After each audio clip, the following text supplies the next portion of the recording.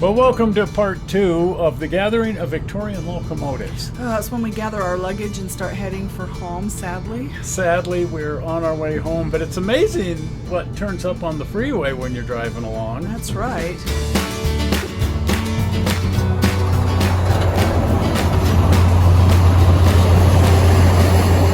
So this is, of course, the Glenbrook. Yes. And we just happened to be taking the same route home as the Glenbrook was taking home. Right, this was a lot of fun. But let's get back over to the show and see how we got to this point. So these, I think, were the stars of the gathering. Oh, they're my favorites. Absolutely, hands down, next to zero. Absolutely. Love these two locomotives. In the front here, the Eureka and Palisade number 4. In the back, the Glenbrook. Aren't they beautiful? Oh, beautiful restorations. And both built within a couple of months of each other in 1875. Oh, my. So there were actually 5 locomotives. Right. All from that era, starting in 1875. The most modern here being 1898. Oh. So definitely the Victorian era. Right. And all 5 locomotives were gathered on the Cumbres and Toltec Railroad in Colorado and New Mexico. So for the next 2 weeks, we're going to be focusing on these 2 locomotives. Oh, boy. And riding behind them and chasing them around and just having a good deal of fun with these 2 locomotives, the Glenbrook and the Eureka. It's so neat to see all these restored locomotives. They are just simply a work of art. Yeah, you've often compared them to jewelry. Yes, or a Swiss watch or something. They're just beautiful. Now this one, the Glenbrook, was brought in from the Nevada State Railroad Museum in Carson City, Nevada. And we were actually on hand for the rollout and dedication of this engine. Yes. Just a few years ago. Oh, yeah, it's just been... Can't remember how long ago, but 6 years ago? Something like that. Yeah. But this locomotive was under restoration for decades. Right. And when we heard they had it done and they were going to be dedicating it, we packed up the car and away we went. Away we went. That is so beautiful. It originally ran up at Lake Tahoe. Oh, yes. In logging service. Yes, imagine that. Just doesn't really seem like a logging locomotive, does it? No, not even, but I'll bet it looked really cute up there pulling the logs. I can just imagine. Again, it's been immaculately restored by the team there at the Nevada State Railroad Museum, headed up by Chris DeWitt. Right, see what I mean? A Swiss watch. A Swiss watch, look at that.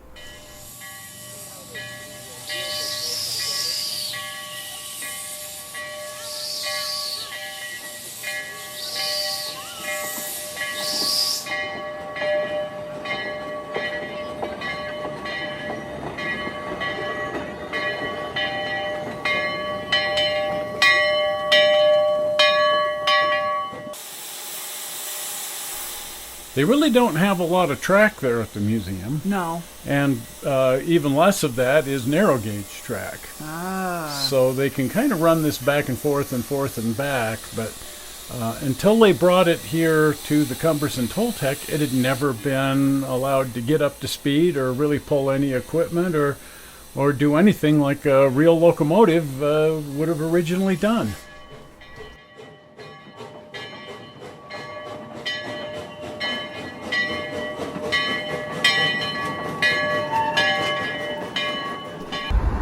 Fortunately, it isn't actually all that difficult to load one of these things up onto a truck and take it somewhere. No, but it's sure a sight to see when going down a freeway. I heard the old saying about making a freight train take a dirt road. Wow, or in this case, a very nicely paved road through Moab, Utah. Yes.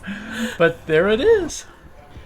Now, because Chris DeWitt and his team are so fanatical about getting this locomotive perfect and keeping it perfect, before they took it out on the railroad to attempt to actually operate it at speed and even pull a train, they did a massive inspection here in the shops. Chris DeWitt had put together this elaborate checklist. Yes. And he insisted that they inspect every single nut, bolt, and casting on this locomotive before he would allow them to take it up to speed. I can't imagine it's not just perfect anyway. It is.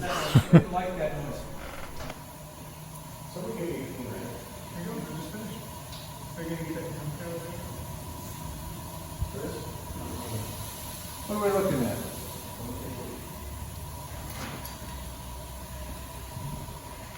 Oh, wait a minute. I could be just reading this, but Is it cracked? either that or a nice scratch on the tube. What's it look like on the outside? What's it look like underneath? It's just a scratch.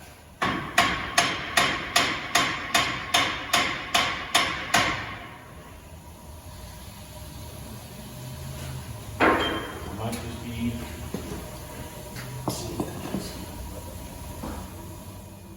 Outside looks good. Now, the other locomotive, the Eureka, was restored much earlier. Right. I think in 1991 it was finished. Wow. And Chris DeWitt also helped with this restoration. Yes. Our friend Dan Markoff just acquired it and took it home. And when Chris heard he was restoring it, Chris showed up on his doorstep and said, "Let me help."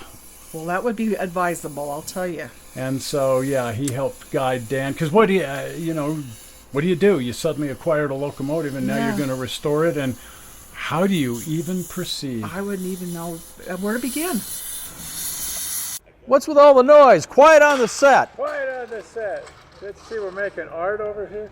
Eureka and Palisade equipment has been hanging around my family even before my parents were married. They met at the Last Frontier Hotel in Las Vegas, and the Eureka and Palisade equipment was outside at the Last Frontier Village. So this has been a family project, you might say. So, sort of an aside here, this is Dobie Doc, Oh, the Adobe Doctor from Las Vegas, and well known as Las Vegas's resident thief. Back when the Eureka and Palisade Railroad closed down, he showed up with a bunch of trucks and just stole everything. oh well, the stinker. The stinker. So he wanted to display it at this casino, the Last Frontier. Now, one piece of equipment he did not manage to get was Eureka and Palisade number 4. Oh. It had been sent off to be scrapped, and Warner Brothers got it, and Warner Brothers sold it to a movie studio, Old Tucson, who actually relocated it to Las Vegas and put it right here next to this shed. And then, unfortunately, the shed burned down Oh. and destroyed the locomotive, and Oh, that's no. when Dan found it. Oh. Well, I had known about it when I first came here to Nevada back in the late 70s. It was purchased from Warner Brothers, and I was glad to see it come back to old Vegas. And, they put it on static display out there. I came out and I saw it, and I thought, well, it's just sort of sitting here, but at least it's home. Well, in 1986, my wife was dragging me out here to Boulder City to an arts and crafts show, and I did not want to go, but she insisted, and when that happens, what we have to do, we have to play along. So it was a hot day in May of 1986. I said, let's stop in at Old Vegas. There was a Tony Roma's place there, and I noticed that the back was closed off where the Eureka was in the old Las Vegas town site. So we had a margarita and decided to go back there, and there was Eureka with a building burnt up and collapsed on top of it. I saw a security guard there and asked him how long it had been this way, and he said a year. And I said, and nobody's even taken the burnt timbers off of this? He said, no. And a little bell went off in my head. I knew it was a Nevada engine, and I figured, well, if they don't want to take care of it, maybe I can. So the next thing you know, I was like the guy that shot an elk on a 10,000-foot peak. Now that you got it, what are you going to do with it? Now, I didn't want to have America's largest dust collector at my house, because that's where I took it, and built a shed for it in my backyard. But I was able to find the blueprints for it, and which had been saved, and I thought, let's see if we can do this, and we did. And yes, they did. Yes, they certainly did. And Dan has been loading it onto trucks and taking it out on excursions ever since. This is on the Durango and Silverton. Oh, neat. And after he finished the locomotive, he decided he needed cars to pull. Absolutely. He built a flat car, and then he started on this, a recreation of one of the Eureka and Palisade business cars. The only thing he's changed here is he put his mother's name on it, Elsa.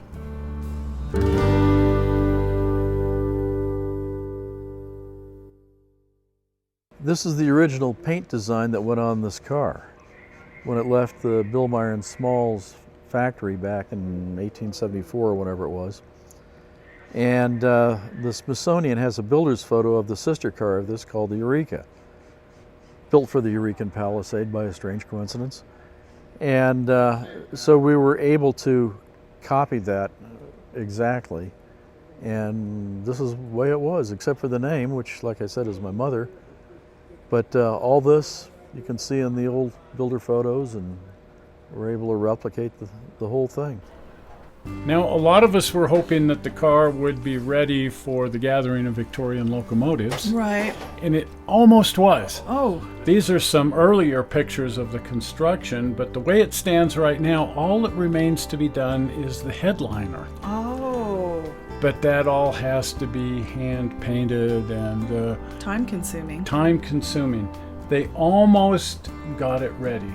And Dan said they really just barely missed it. He said it will be done on Tuesday. Right. It'll be out Tuesday. Now, I'm not saying which Tuesday, but it'll be done on a Tuesday. Now, unfortunately, after they got the locomotive unloaded, Dan had to hurry back to Las Vegas. Right. And he missed the whole event. His friends here are running the locomotive, and a good friend of ours, Earl Noob, stepped in as engineer and was going to run the locomotive. He used to be an engineer here on the Cumbres and Toltec, along with the Nevada Northern and a bunch of other railroads. But he certainly knows his way around the Cumbres and Toltec, and he knows his way around this locomotive, having run it many, many times. And so Earl was given the position of locomotive engineer for the trips. The signature hat. I'm the crazy guy who started it. Yep. I used to get my hats at Woolworths in Durango for $3.95. I bet they're a little more than that This now. last one cost me $50. And that was a bargain. They could call it the new bonnet. See, Stebbins gets all the credit for having one now, but Yeah. he stole the idea.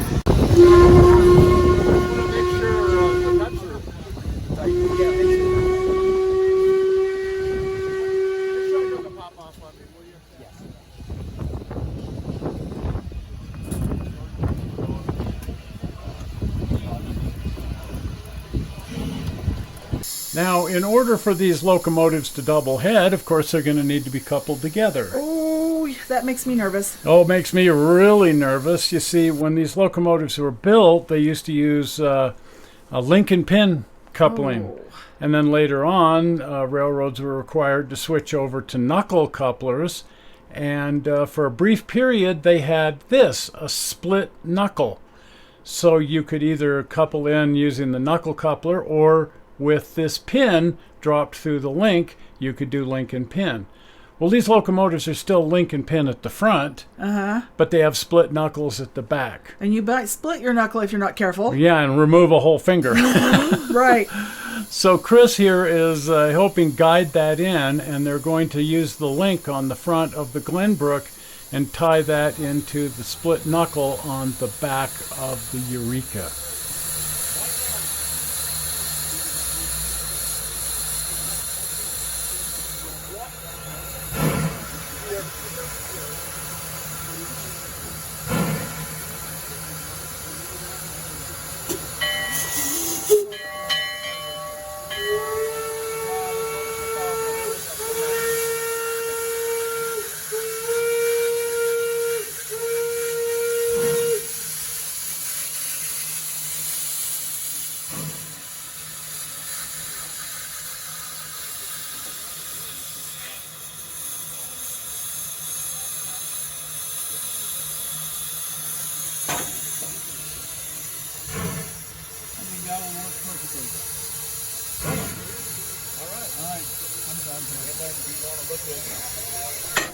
Now, neither one of these locomotives was equipped with air brakes when they were built.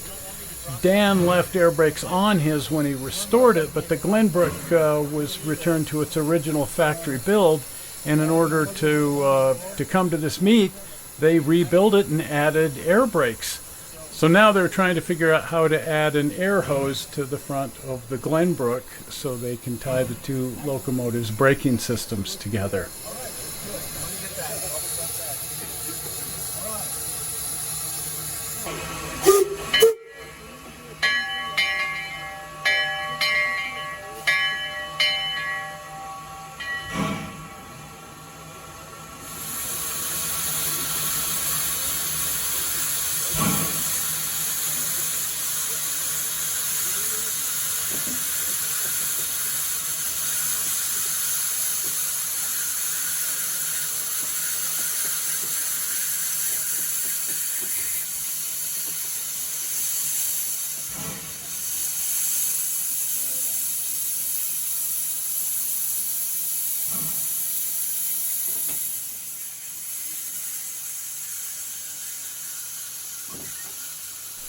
Now there's actually two pins that need to be dropped. There's the pin that ties to the link, but knuckle couplers also work with a pin, this pin back here, and now they've got to make sure that pin is engaged as well.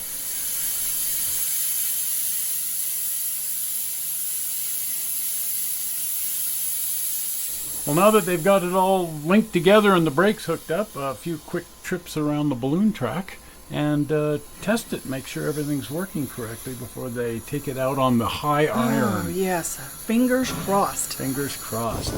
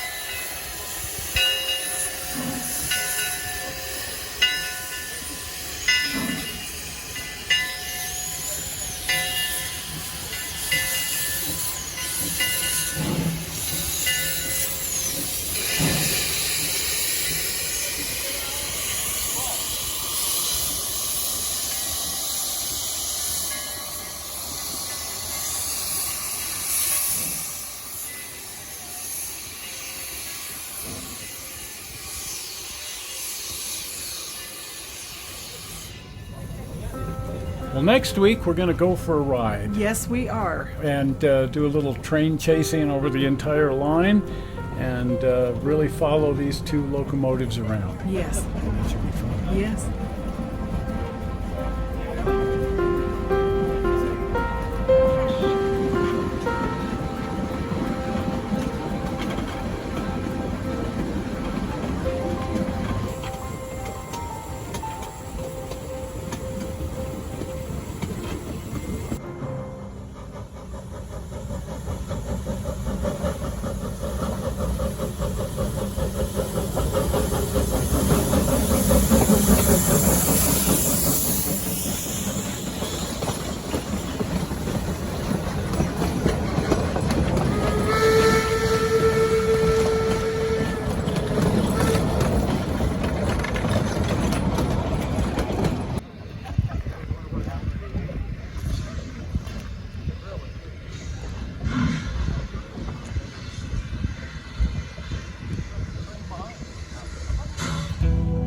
Normally, you get kind of upset when you get stuck at a crossing because some train is switching.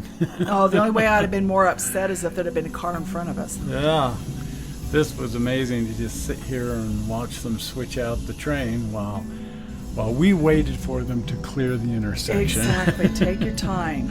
Take your time. We got all the time in the world.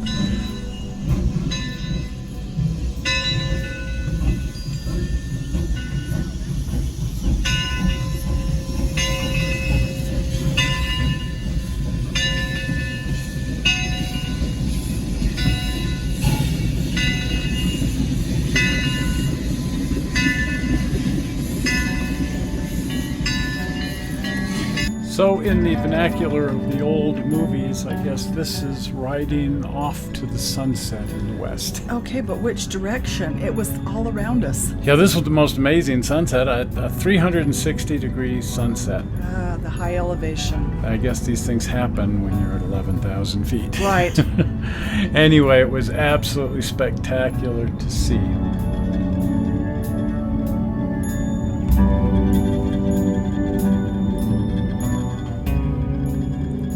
Well, if you haven't been over to the channel, please head on over to the channel and watch a whole bunch of movies, binge watch. And if you're not a subscriber, you can become a subscriber right now by clicking on the blue button. Are we ready for it? Well, we're not sure how you found this video on the internet. We hope you didn't find it boring. We will see you here on Tuesday with something very interesting from around the area here. Yes. We'll see you then. See ya. Bye. Bye.